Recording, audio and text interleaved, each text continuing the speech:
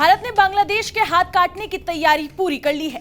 यूनुस की गर्दन दबाने के लिए, उसकी जिहादी सोच और नफरत को ठिकाने लगाने के लिए भारत ने बहुत बड़ा कदम उठा लिया है, जिसने कट्टरपंथियों की जमीन खिसका दी है। भारत के नए एक्शन ने पूरी दुनिया को चौंका दिया है। बांग्लादेश में हिंदुओं के साथ क्या क्या बर्बरता हो रही है, ये किसी से नहीं छिपा। अब भारत के एक्शन की बारी है। बांग्लादेश के बिगड़ते हालात अब भी जारी है। यहाँ पर हिंसा लगातार हो रही है और मानवता को शर्मसार कर देने वाली कई सारी तस्वीरें और घटनाएं यहाँ पर हो रही है, जिसकी निंदा इंटरनेशनली भी हो रही है। अब भी बांग्लादेश की सड़कों पर प्रदर्शन, जुलूस और तोड़फोड़ की जा रही है। भारत विरोधी हादी की मौत ने बांग्लादेश की असलियत, भारत और हिंदुओं के खिलाफ नफरत को एक बार फिर साफ साफ उजागर कर दिया है। भारत विरोधी हादी की हत्या ने यूनुस की साजिश की पोल भी दुनिया के सामने खोल दी है, क्योंकि यूनुस के आने के बाद कट्टरता बांग्लादेश में चरम पर है। इन सबको देखते हुए भारत ने अब बड़ा फैसला लेते हुए धमाकेदार एक्शन बांग्लादेश पर लिया है। भारत सरकार ने सुरक्षा कारणों का हवाला देते हुए बांग्लादेश में अपनी वीजा सेवाओं को अस्थायी रूप से सस्पेंड कर दिया है। यह फैसला वहां मौजूद भारतीय दूतावासों और कर्मचारियों की सुरक्षा को ध्यान में रखते हुए लिया गया है, क्योंकि बांग्लादेश में हादी की मौत के बाद भारत से जुड़े ठिकानों को निशाना बनाया गया।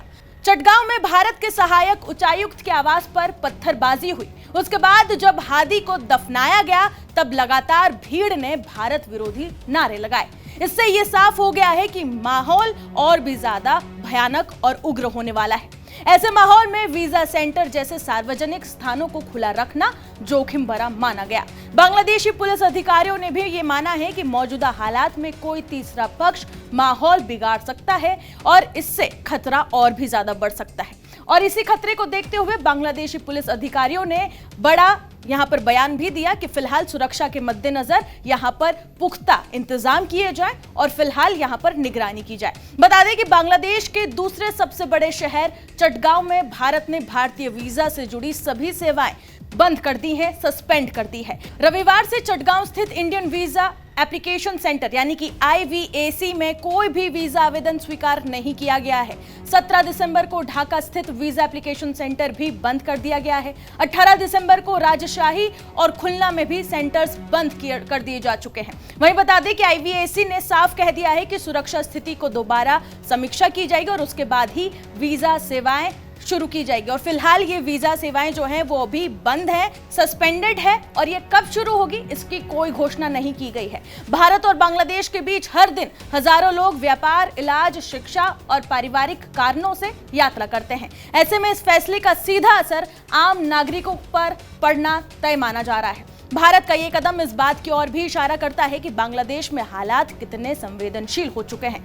दोनों देशों के रिश्ते ऐतिहासिक रूप से कई महत्वपूर्ण भी थे, लेकिन ये जो फैसला लिया गया है ये इस बात का सबूत है कि ये सामान्य परिस्थितियों में नहीं लिया गया।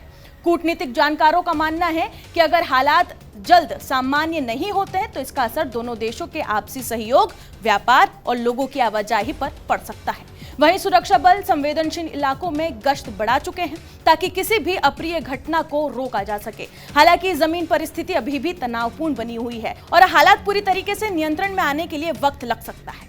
शरीफ उस्मान हादी की मौत ने बांग्लादेश की राजनीति, कानून व्यवस्था और सामाजिक माहौल को हिलाकर रख दिया है। वहीं भारत द्वारा वीजा सेवाओं को सस्पेंड किया जाना इस संकट की गंभीरता को और भी ज्यादा क्लियर करता है। अब सबकी नजर इस बात पर टिकी हुई है कि बांग्लादेश सरकार हालात को कितनी जल्द काबू में लेकर आती है और यहाँ पर हिंदुओं के साथ जो बर्बरता की जा रही है, हिंदुओं को जिस तरीके से टारगेट किया जा रहा है, उस पर बांग्लादेश सरकार क्या एक्शन लेती है। हालांकि भारत ने बांग्लादेश के कई प्रोपेगेंडा को ध्वस्त कर दिया है और क्लियर चेतावनी दे दी है कि भारत बांग्लादेश की हर स्थिति पर, हर एक्शन पर निगरानी रखे हुए है। इस रिपोर्ट पर आपकी क्या राय है, कमेंट सेक्शन में जरूर बताएं और बाकी तमाम खबरों के लिए बने रहें जी न्यूज़ के साथ।